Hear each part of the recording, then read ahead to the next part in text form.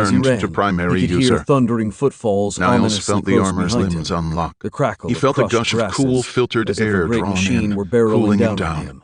Sweat running down his Jarek put face. on a burst He of turned and speed, walked seeing toward the Olivia safety of the Curson, who combine was ahead. bending over a soldier, But trying he to give wasn't him close battlefield enough. first He aid. couldn't run fast Half an enough. hour later, they He drove out glanced over his past the shoulder to long see the line of enormous beast ambulances, right there, back toward huffing, the blackout swinging base. back an enormous Niles paw. had removed his helmet and gauntlets, Jarek slipped on the wiping bloody sweat grass, with the back of his stumbled hand. over a loop of intestine, Ramirez. and fell forward. He's dead. And that She saved nodded. him. He The really paw looked would up have to raked you. across his shoulders and Another ripped guy out I his should have spinal saved. column. Instead, You the can't glancing be blow blamed just for a knocked him round sprawling from on his somebody else's face. cannon.